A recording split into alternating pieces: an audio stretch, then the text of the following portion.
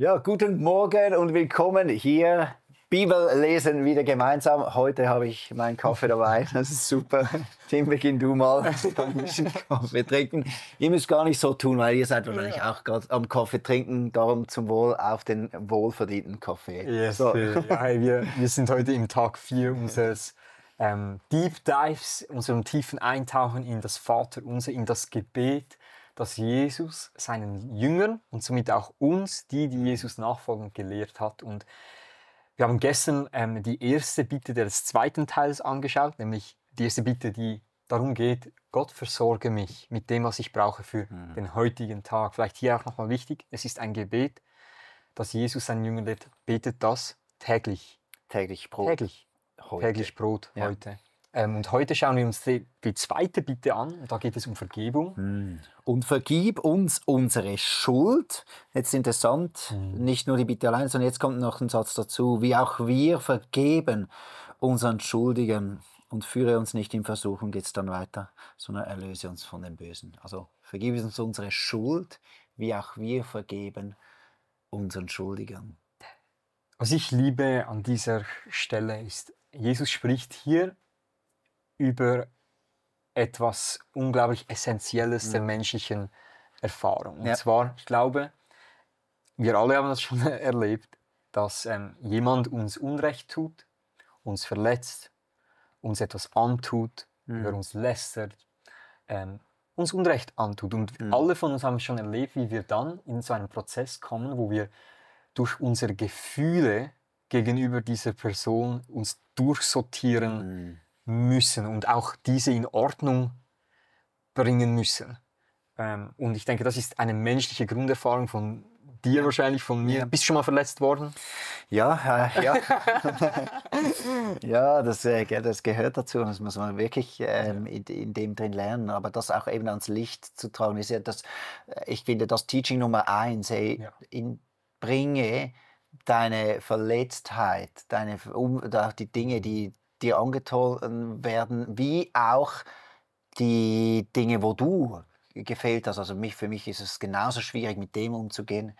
Ja. Bring das in den Dialog mit Gott. Also für mich ist es wieder das, ich mal das einfach nochmal, das unser Vater zu verstehen als dieser Austausch wieder. Es geht in beide Richtungen. Also wir bringen etwas zu Gott, wir wünschen uns etwas von Gott mit unserem zerbrochenen Herz und gleichzeitig wirkt Gott auch gerade wieder an unserem Herz. Ich gehe sogar so weit, dass wir auch Gottes Herz berühren und bewegen, indem mit unseren Gebeten, und gleichzeitig bewegt Gott unser Herz. Ja. Auf alles auf eine wunderbare, liebevolle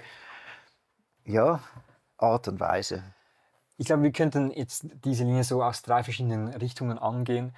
Die eine ist sicher Vergebung und eben diese, wenn jemandem Unrecht angetan wird, dann ist das eine extrem persönliche und intime Angelegenheit. Eine schwierige Angelegenheit und etwas, wo die Emotionen natürlich voll mit dabei sind. Ein anderer Zugang zu diesem Thema ist, dass dieses Thema Vergebung, ist ein Konzept mit tiefen Wurzeln in der Geschichte des Alten Testamentes, der hebräischen Bibel, die Bibel, die Jesus las. Ja.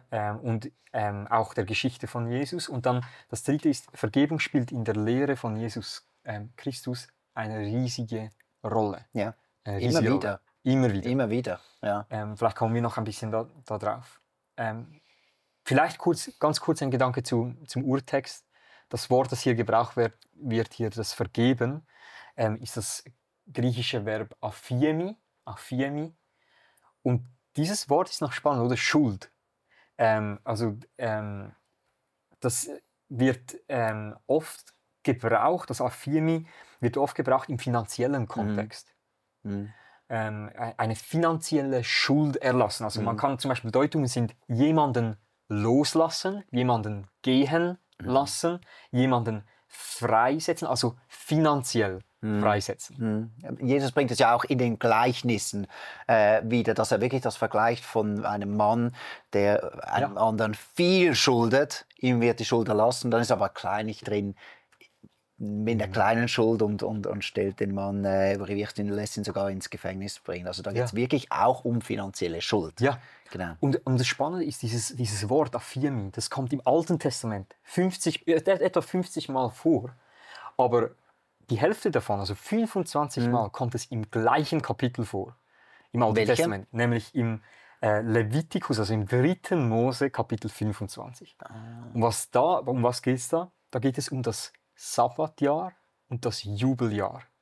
Und ich weiß nicht, wie bewandert ihr seid im Alten Testament, aber was Gott den Israeliten, nachdem er sie aus der Sklaverei geführt hat, in die Wildnis, gab er ihnen diese Gesetze. Und ein Gesetz war, dass sie alle 7 Jahre sollten sie, das ist ein Sabbatjahr, nennt man das in der israelischen Kultur, sollten sie Folgendes tun, nämlich alle Schulden erlassen. Also wenn du jemandem schulden, wurden deine Schulden vergeben. Ja. Alle Sklaven werden freigelassen. Und alles Eigentum, das verkauft werden musste, weil man kein Geld hat, wurde zurückgegeben. Warum machten die Israeliten das mit diesem Sabbat, beziehungsweise diesem Jubeljahr? Das Jubeljahr war dann 7 mal 7 Sabbatjahre, also alle 49 Jahre, das Jubeljahr. Was machten sie damit? Sie stellten ihre eigene Geschichte dar mit diesen Jahren. Was meine ich damit? Gott hat sie aus der Sklaverei aus Ägypten herausgeführt, hat sie freigesetzt, sie gehen lassen, sie befreit. Und sie sollten das nachstellen, alle 7 Jahre, und sich gegenseitig aus ihren Schulden erlassen, ihr Eigentum zurückgeben. Schön. Krasse Geschichte, oder? Ja, ich finde, das dreht eben, es zeigt auch nochmal, oder diese Erinnerung auch nochmal an das. Also Gott tut das nicht nur, weil er so streng ist, sondern auch nochmal, dass seine Befreiung noch mehr Gewicht kriegt. Auch, hey, ihr seid frei, also bleibt frei. Und das hilft euch am meisten, wenn ihr andere wieder freisetzt. Und das ist, ich glaube, das ist das Grundprinzip, wie der Mensch etwas lernt und etwas behält, wenn er das Gleiche, was er gelernt hat, auch weitergibt. Und so vertieft sich diese Befreiung von Jesus oder aus Ägypten raus, von Gott, die Befreiung, indem wir sie weitergeben. Das ist wunderschön. Das ist wunderschön. Und das nehme ich gerade einen Schluck Kaffee. Jetzt, Jesus lebt in einer Geschichte, und das ist diese Geschichte des Volkes Israels. Und vielleicht da noch mal ganz kurz. Der Kontext ist der, dass das Volk Israel geht in einen Bund mit diesem Gott Yahweh im Berg Sinai. Geht in einen Bund ein. Und sie sagen, ja, wir wollen all diese Gesetze halten und dann wird Gott uns treu sein, wir werden Gott treu sein. Und was passiert? Sie halten diese Gesetze nicht. Also Jesus wird in ein Volk geboren, das hat sich gegenüber seinem Gott verschuldet.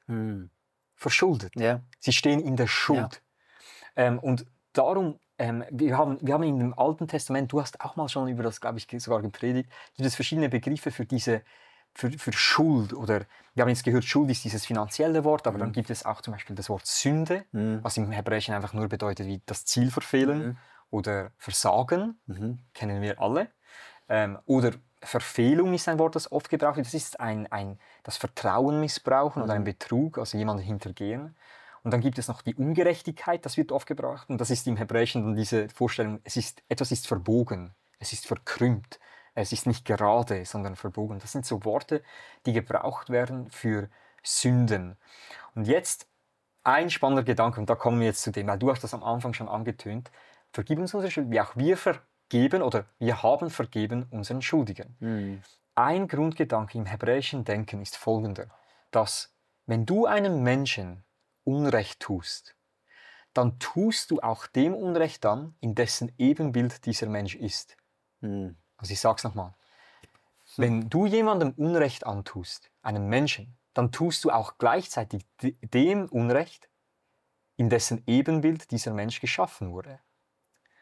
Du möchtest damit sagen, jede Sünde, die wir gegen Menschen tun, ist gleichzeitig eine Sünde gegen Gott. Gegen den, ja genau, und das haben wir im Genesis 1, im 1. Mose 1 heißt es, der Mensch wurde geschaffen im besten Ebenbild, in Gottes Ebenbild. Also in anderen Worten, wenn ich dir Unrecht tue, dann tue ich dem Unrecht, der dich geschaffen hat. Und wir kennen, vielleicht klingt das ein bisschen abstrakt für dich, aber wir kennen das. Wenn zum Beispiel du hast eine Tochter, wenn jemand deiner Tochter Unrecht tut, dann tut er es ihr, Unrecht, aber er tut auch dir Unrecht. Absolut. Und das ist das Gleiche, also für das hebräische Denken, wenn wir gegenseitig uns Unrecht antun, wenn du jemanden anlügst, wenn du Ungerechtigkeit ausübst an einem Menschen, dann übst du das dem Schöpfer aus. Du verschuldest dich nicht nur dem Menschen, sondern also auch dem Menschen, also auch Gott. Ja. Und das ist etwas, was ich habe das nie ganz gecheckt, weil ich habe immer gedacht, Vergebung sei so etwas, ich habe dir Unrecht getan, Gott, bitte vergib mir meine Sünden. Gut. Ich habe die Vergebung gemacht. Ja, das ist nicht das Gleiche, sondern es ist immer eine zweiseitige Beziehung, die Beziehung zu Gott. Aber wenn ich mich nicht wieder mit dir wiederherstelle, dann bin ich immer noch verschuldet gegenüber von Gott. Es ist immer noch Offendung. Wir lesen das. Wir haben das in der Bibel, zum Beispiel im Micha 6. Das ist auch wieder ein Prophet, der sagt Folgendes. Da ruft der Herr der Stadt Jerusalem zu. Und klug ist es, deinen Namen zu fürchten. Begreift doch, dass euch Strafe bevorsteht. Also diese Ritter machen wieder, sie tun sich Unrecht an. Jetzt schaut mal und achtet darauf, wer sie über euch verhängt hat. Sammelt der Gottlose immer noch unrecht erworbenes Gut in seinem Haus und misst er weiterhin mit dem verfluchten falschen Getreidemaß? Soll ich seinen Betrug, das ist Gott, der spricht, soll ich seinen Betrug mit der falschen Waage und den falschen Gewichten hinnehmen? Die Reichen in der Stadt verfolgen gnadenlos und brutal ihre eigenen Interessen. Alle Bewohner Jerusalems lügen und betrügen. Das sind Dinge, die Gott hier verurteilt, die Menschen sich gegenseitig antun. Ja. Und wegen dem kommt die Strafe. Ja. Weil wenn du einem Menschen Unrecht antust, tust du es auch dem Mann, in dessen Ebenbild dieser Mensch geschaffen wurde.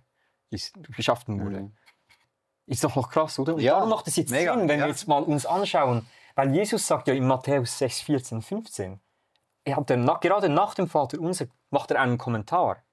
Denn wenn ihr den Menschen ihre Verfehlungen vergebt, so wird euer himmlischer Vater auch euch vergeben. Wenn ihr aber den Menschen ihre Verfehlungen nicht vergebt, so wird euch euer Vater eure Verfehlungen auch nicht vergeben. Das ist sehr geradlinig. Und das ist wirklich sehr geradlinig. Also wenn wir nicht vergeben, dann ist Jesus selber sehr klar, wird uns der Vater im Himmel auch nicht vergeben. Ja, es geht dem voraus. Krass. Also so mache ich es manchmal bei mir. Bevor ich eigentlich Gott um Vergebung bitte für eine Sünde, muss ich zuerst mal reflektieren, wo sind Menschen haben sie mir Unrecht getan. Und dann muss ich vergeben. Ja. Bevor ich... Ist ja interessant, dass wird auch gesagt, zum Beispiel, wenn du schon nur das Abendmahl nimmst und darin eingehst, dann überleg auch noch, hey, ist da noch was du in Ordnung bringst? Einfach die Bibel legt so großen Wert darauf, bringt Dinge, die du kannst in Ordnung. Und das Vergeben ist etwas immer, was wir tun können und was wir das wirklich in Ordnung bringen. Ja. Ich weiß, ich muss eine kleine Klammer noch aufmachen. Ich glaube, es gibt Dinge, wo du merkst, da haderst du damit, weil so schwere Vergehen sind, die an dir passiert sind, das wirklich zu vergeben. Und ich glaube, da müssen wir ein Stück weit auch genau sein. Es gibt Dinge, wo es nicht darum geht, hey, betrachte das ab jetzt, als sei es nicht mehr wichtig. Oder als sei es nie geschehen. Ich glaube, das ist nicht der Punkt, sondern ich glaube, auch mit diesem Bild, was hier gebraucht wird, was Jesus wieder braucht, oder mit dem Gleichnis, übergib das Richten, schlussendlich übergib die Leute in Gottes Hand und sag, hey, schau, Gott, sorge du für Gerechtigkeit. Ich lasse das der Gerechtigkeit ausüben, dass das wieder kommt, das musst du machen, das überlasse ich wirklich dir. Und darum ist es, genau, obwohl das Vergeben so und ich glaube, das ist auch schwierig ist. Ja, ist immer noch schwierig. Es ist unglaublich schwierig. Und ich glaube auch, was wir auch betonen müssen, ist, jemanden zu vergeben, bedeutet nicht, mit dieser Person befreundet bleiben zu müssen. Zu versöhnen. Vergeben und versöhnen ist eigentlich nicht das Gleiche. Ja, ist nicht das Gleiche. Nicht das Gleiche. Sorry, ja. Und ich glaube, da haben wir, wenn ihr noch euch erinnert, am ersten Morgen haben wir uns zusammen angeschaut, diese verschiedenen Reden. Und da gibt es im Kapitel 18 auch eine Rede von Jesus. Und da spricht er darüber, wenn jemand sich an dir vergeht, dann spricht zuerst diese Person im 1:1 an, also in der Gemeinde. Wenn dann diese Person nicht hören will, dann nimm eine zweite Person dazu und sortiert zusammen aus, was ist da genau passiert. Wenn die Person immer noch nicht hören will, dann nimm noch 2, 3 Leute mehr dazu. Und wenn dann diese Person nicht hören will, dann mach Folgendes, betrachte sie als einen Heiden. Also in anderen Worten, dann irgendwann ist auch ein Punkt erreicht, wenn dich jemand immer wieder anlügt, immer wieder hintergeht, wo du einen Schlussstrich zu der Beziehung, aber gerade nachher sagt Jesus, du musst immer vergeben. Genau. Aber eben, darum ist es nicht das Gleiche. Das ist nicht das Gleiche. Es darf ein Strich gezogen werden, aber das Vergeben ist, sagt Jesus, hey, sei immer bereit zu vergeben. ein Punkt, wo ich merke, da kommen manchmal bei Leute zu mir und fragen mich das, warum muss ich Gott um Vergebung bitten, wenn er mir doch sowieso schon alles vergeben hat, jede Sünde, die ich gemacht habe und noch machen werde. Er hat ja am Kreuz bezahlt für alles, was schon ist. Warum muss ich Gott nochmal vergeben? Und ich habe verschiedene Dinge, denen ich glaube, in dem drin. Oder jetzt auch, ja, Gott hat mir ja schon vergeben, aber wenn ich jetzt mal irgendetwas noch nicht vergeben habe, Gott hat mir ja schon vergeben. Und ich glaube, in dem ganzen Unser Vater drin zieht uns Gott wieder in seine Nähe, wo wir wieder, wo Vergebung wieder passiert. Weil ich glaube, Vergebung hat verschiedene Dimensionen.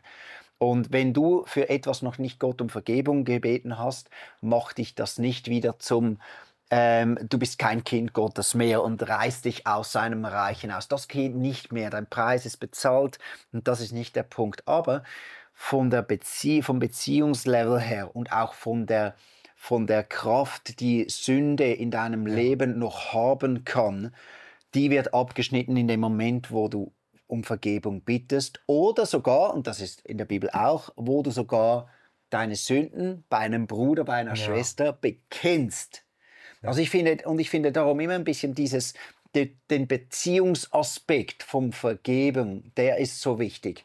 Der Beziehungsaspekt eben, hey Tim, ich muss noch bekennen, ich habe in dieser Woche, ich habe gesündigt gegen Gott, ich möchte es dir bekennen. Und dann beten wir gemeinsam, okay, und dann spricht Tim mir die Vergebung zu. Das hat so etwas Kraftvolles auch nochmal, weil es beim Vergeben ist so ein wichtiger Teil im ganzen Beziehung, in der Beziehung, dass eine Beziehung gepflegt wird. Auch für mein Herz wieder ist es wichtig, um Vergebung zu bitten, meine Schuld zu bekennen, sie öffentlich ans Licht zu bringen. Für mein Herz ist es wichtig und es öffnet wieder, dass Gott eben dann Heilung und Vergebung und Wiederherstellung wieder hineinbringen kann in mein Leben. Darum ist es so wichtig, Gott um Vergebung zu bitten.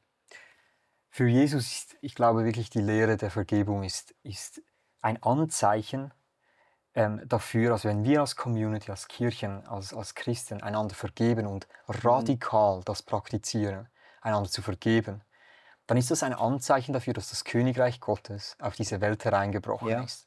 Und ich glaube, wenn ich oder du ein Teil einer Community der Vergebenen sein, wir Christen sind vergebene Menschen, uns wurde vergeben, dann wird das zu deiner Identität und dann musst du auch Vergebung praktizieren und leben, wenn du die auch annehmen willst. Und ich glaube, der Fakt, dass Jesus das in das tägliche Gebet inkludiert, zeigt ja, dass Jesus auch davon ausgeht, dass wir täglich verletzt werden.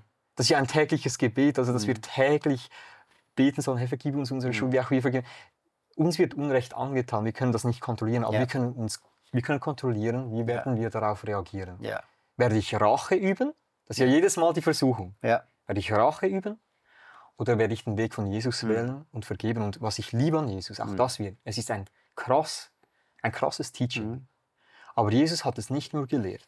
Er hat es nicht nur in Parabeln demonstriert, sondern er hat es selber gezeigt am Kreuz, wo die größte Ungerechtigkeit, die ein Mensch erfahren kann, nämlich das Unrechtmäßige, getötet werden, gefoltert werden, für keine Schuld.